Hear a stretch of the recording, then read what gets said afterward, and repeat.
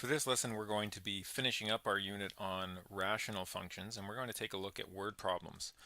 I'm going to do a few examples here, but you do need to remember that word problems can make use of any element of a unit that you've covered, and so I'm only really going to give you a few examples here to show you what that might look like. Quite often, the most difficult part about a word problem is going to be making sure you understand the word problem and then making sure that you actually answer what's being asked of you as you work through the problem. The algebra on its own is no more difficult than any simple problem or any single problem that you've looked at in the unit. So let's take a look at our first exercise here. So we have someone has issued an environmental report about cleaning up a property that was previously the site of a chemical factory. So that means that there would be chemical pollutants in the ground in this fabricated scenario. As you try to make the soil cleaner and cleaner, your costs can increase dramatically. So to clean up a little bit of the soil will cost some amount, but to clean up most of the soil costs a lot more. So the function that was provided by the consultant as an estimate of cost is cost as a function of the percentage of pollutants to clean. So this is how much to clean,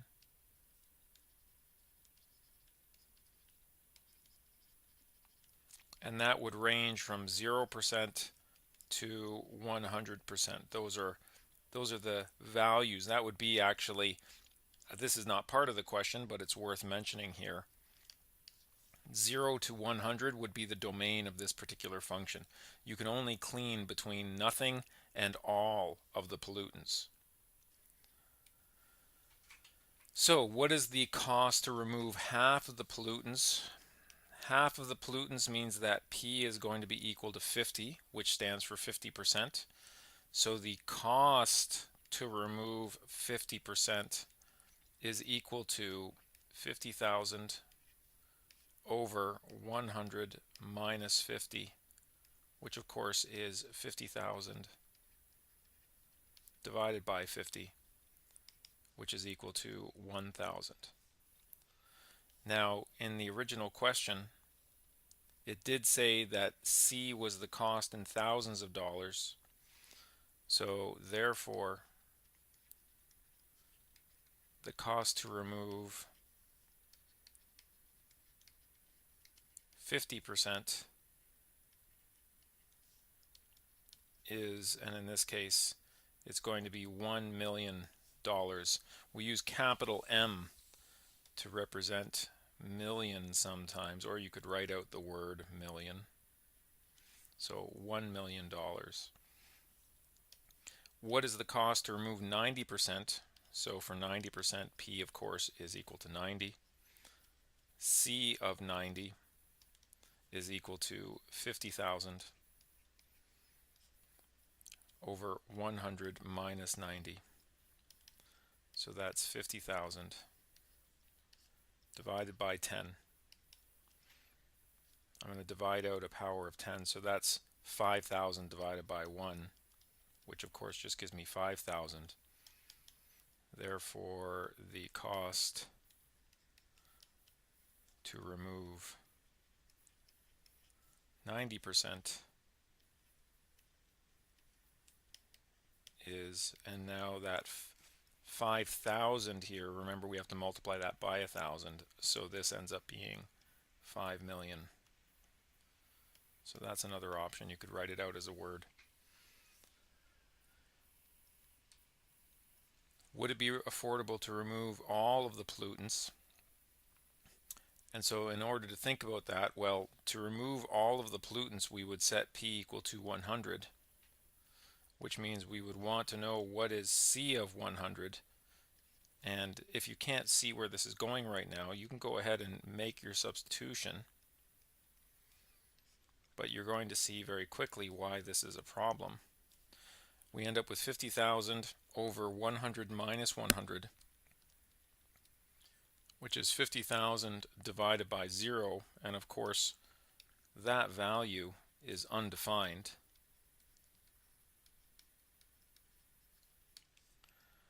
And so what does this actually mean? Well, imagine I used a value that was a lot smaller, not a lot smaller, a tiny bit smaller than 100. What if I used p equals 99? We did 90 already.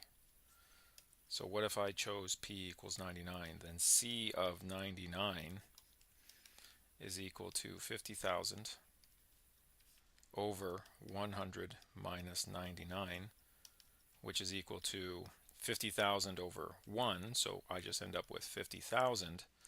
And so this would be a cost. Remember that I have to multiply by 1,000. So in this case, we have a cost of $50 million. So if we go back, to remove 50% was 1 million. To remove 90% is 5 million. To remove 99% is 50 million. If we wanted to remove 99.9%, then we would end up at 500 million. And each time, as I go up in cost, it's going to keep getting more expensive, but I can never reach 100%. And we can see the reason why, if you haven't figured that out already. Here's the graph of this function. And you can see that the difference is, if I want to remove 20% versus 40% versus 60%, even versus 80%, the cost is not going up very much. Here is 90%. And then we get into areas like 95%, 99%. And we have here the red dashed line. That's our vertical asymptote. So this graph has a vertical asymptote. And of course, that vertical asymptote occurs at p is equal to 100. And that's the reason why we can't ever set p equal to 100. At least not to get a meaningful answer. Okay, on to another one. So that first one was really just about function notation, making substitutions, and recognizing the presence of that vertical asymptote, the fact that we can't divide by 0. For this next one, Fred drove his car a distance of 2x kilometers in 3 hours. Later, so imagine Fred went on a trip and he did it in 2 parts. He did 2x kilometers in 3 hours and then took a break.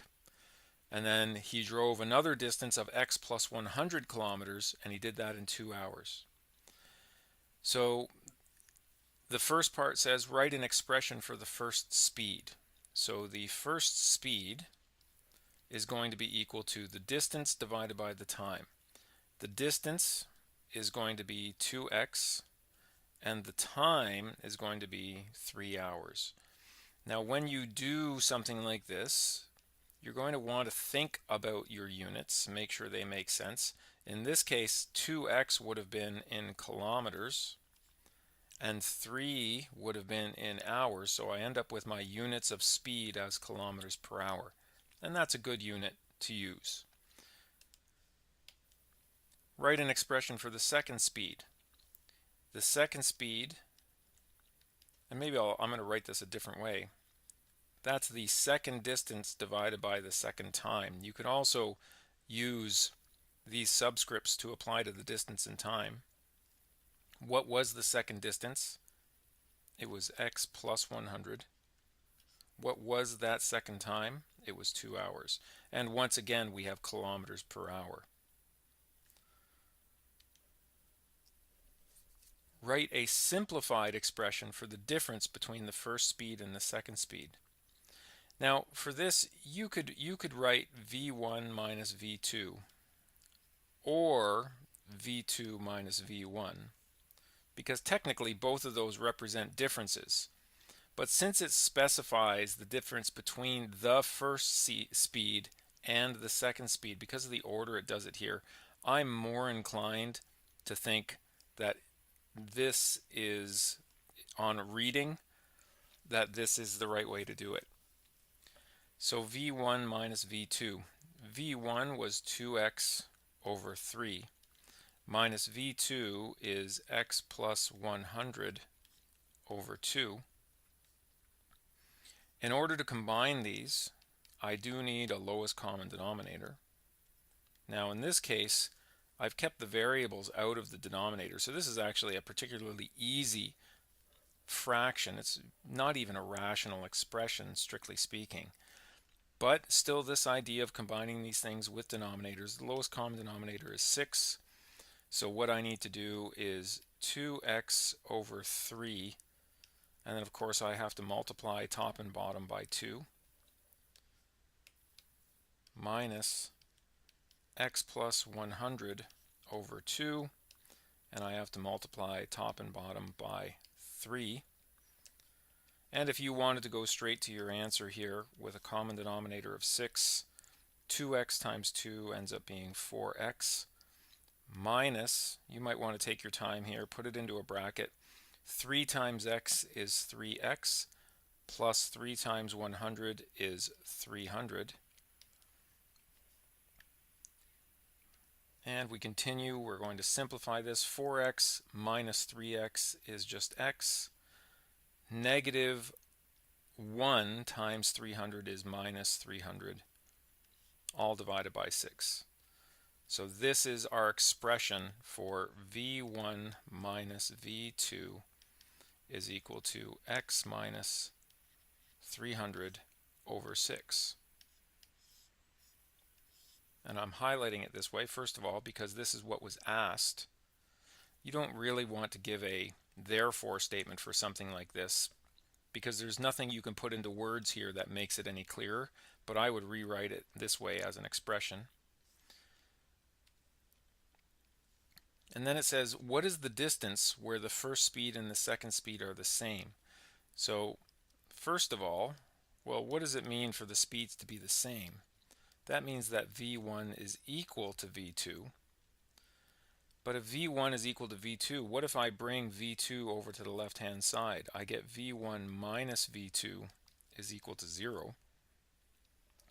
But we have an expression for v1 minus v2. It is x minus 300 over 6 is equal to 0. So what if the two speeds are the same? Then this expression is equal to 0. And of course I can multiply both sides by 6, and I end up with x minus 300 is equal to 0 times 6. But 0 times 6 is just 0. So of course I end up with x equals 300. It is important though to remember that x does not stand for the distance. The distances are actually 2x and x plus 100. So this is asking what distances for these trips is going to result in going the same speed. And so we actually need to make use of the fact that distance number 1 is 2 times x, which is 2 times, sorry, I was about to write 100. It's 2 times 300, which is equal to 600. d2, which was x plus 100, is equal to 300 plus 100, which is of course equal to 400. And so therefore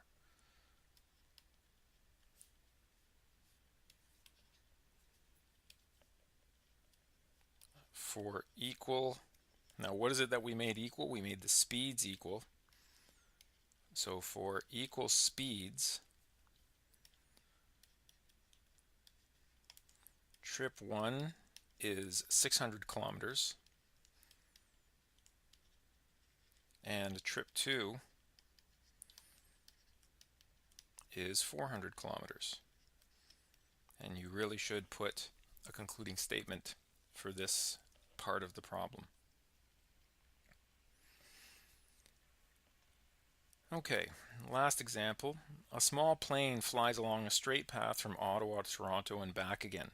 So this is known as a round trip. It starts in Ottawa and ends in Ottawa. It goes from Ottawa to Toronto and then back to Ottawa again. The straight line distance between these cities is 480 kilometers. So Ottawa to Toronto This distance is 480 kilometers. There was a constant wind blowing from Toronto to Ottawa at 60 kilometers per hour. So there's a wind blowing backwards as the plane flies from Ottawa to Toronto. There's a wind pushing back against it. And then when the plane flies on the return trip from Toronto to Ottawa, then the wind is actually going to be pushing the plane. So in the first part of the trip, this part of the trip, the plane is being made to go slower. And on this part of the trip, the plane goes faster.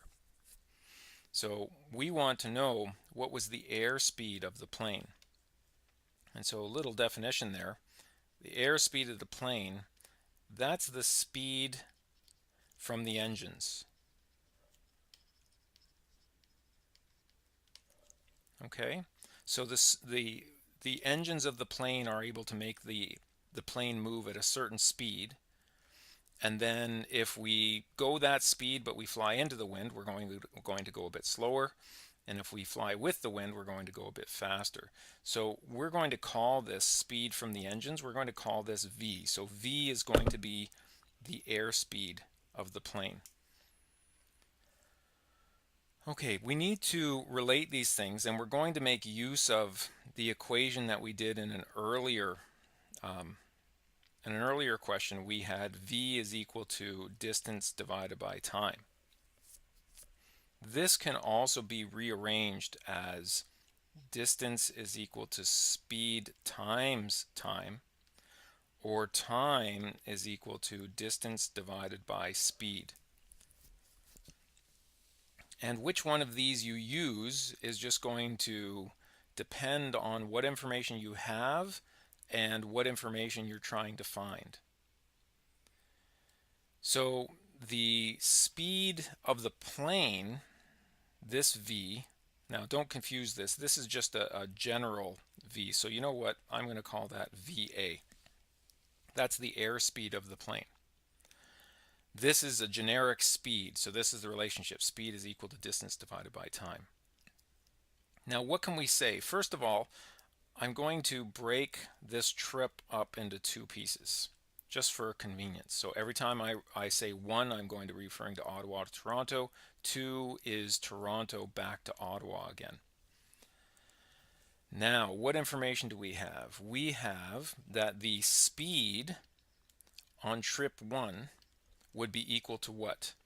That would be the airspeed, but we would be flying into the wind, so that would be the airspeed minus 60.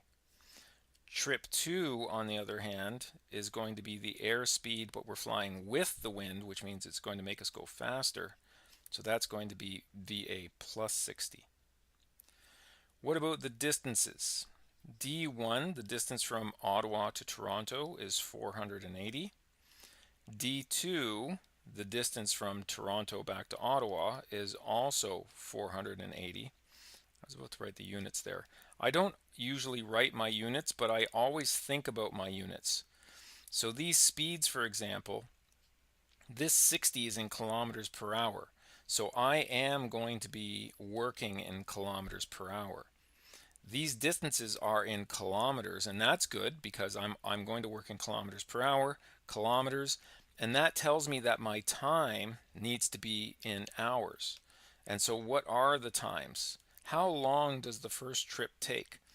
Does it actually tell us this? It doesn't actually tell us how long each part of the trip takes. So for this, we're going to have to make use of this relationship. So T1 is simply going to be D1 divided by V1. T2 is going to be equal to D2 divided by V2. And of course, we can go ahead and put in D1 there. That's 480. And V1 is VA minus 60.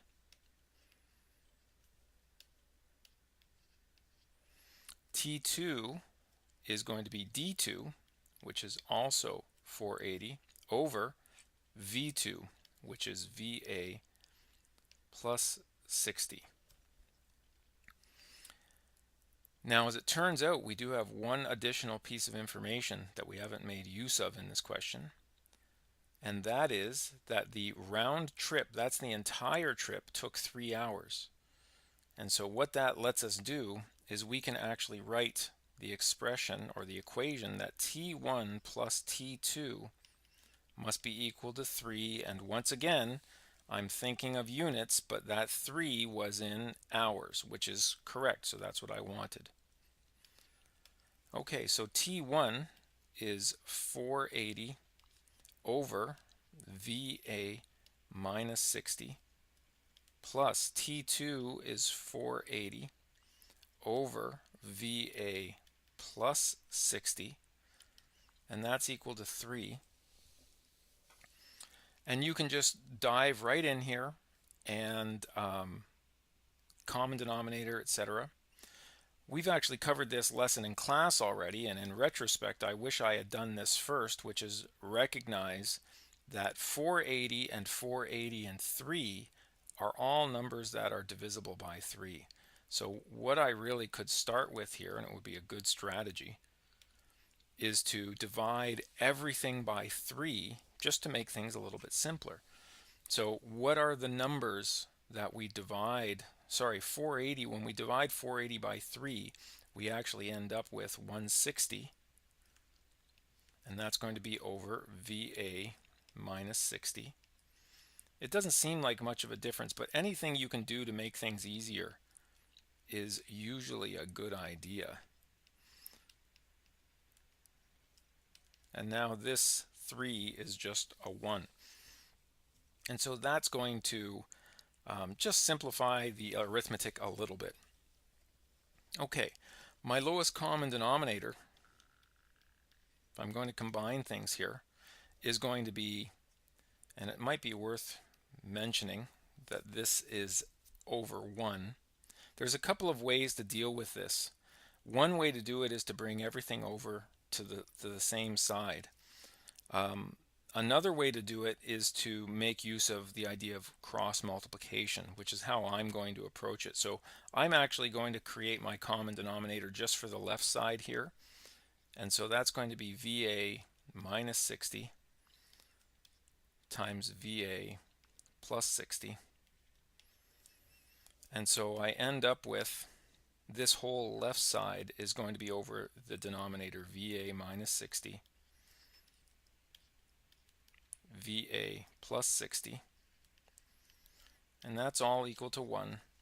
And now I had to take this 160 times the second denominator, VA plus 60, plus 160 times the first denominator, VA minus 60.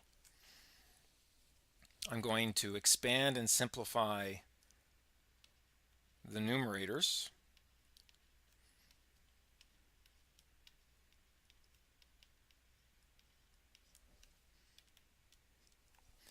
And so now I get 160 multiplied into that bracket ends up being 160 VA plus 9,600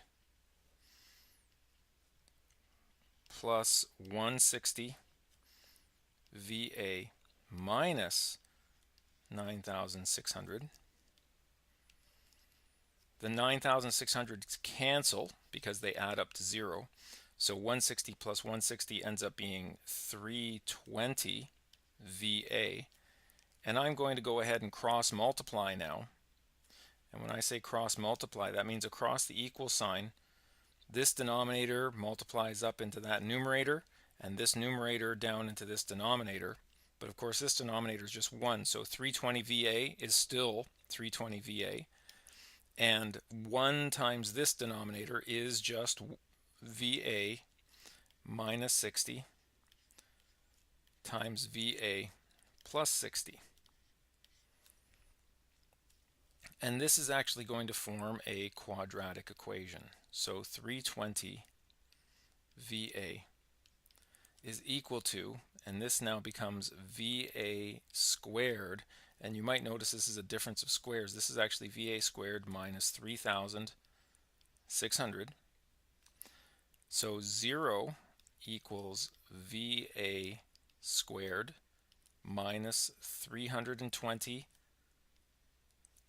VA minus 3,600. I'm going to have to solve this. I'm going to have to put it into the quadratic formula. So I get VA equals, now just to remind you of the quadratic formula, it's x equals negative b plus or minus square root of b squared minus 4ac all over 2a. So in this case for VA, here's my A, here's my B, here's my C.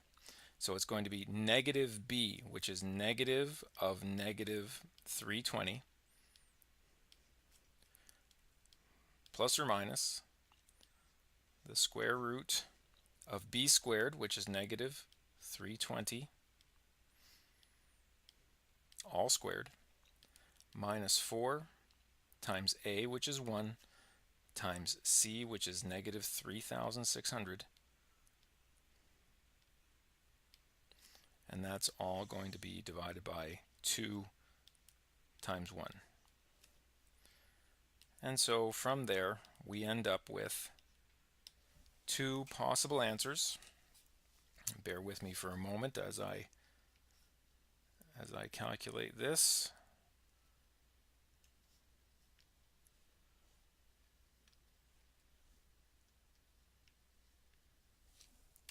So just to save me some time coming up with my final answer, I'm going to write this out this way, which is 116,800 all divided by 2. So I'm going to get two answers for this. The positive answer is the square root of that thing plus 320 divided by 2, and that gives me 330.9 approximately.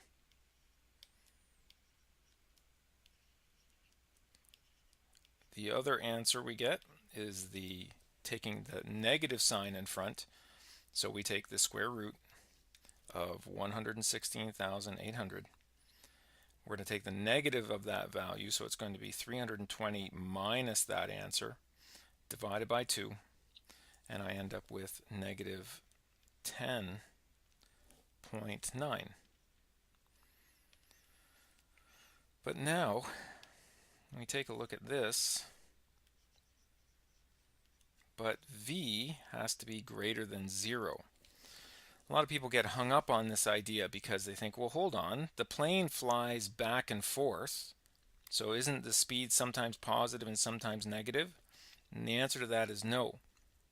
The speed is always positive. The plane is always moving forward through the air. It's just its direction that changes. But these values, these V values, they are already assuming the direction, whether it's from Ottawa to Toronto or Toronto to Ottawa. So they need to be positive, so we can only keep one of them. And it turns out the airspeed of the plane, which is the speed that the engines can produce, or at least that the engines were set to produce in this case, therefore the airspeed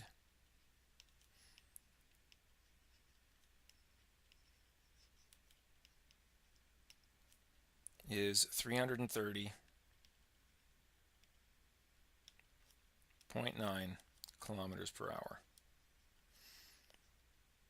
Having to write very slow here. My poor little tablet computer is really chugging along.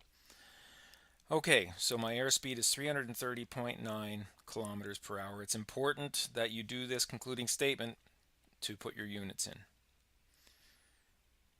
And if it will change the page, there is some suggested work from the textbook, and there's also a worksheet on the web page with some additional problems as well.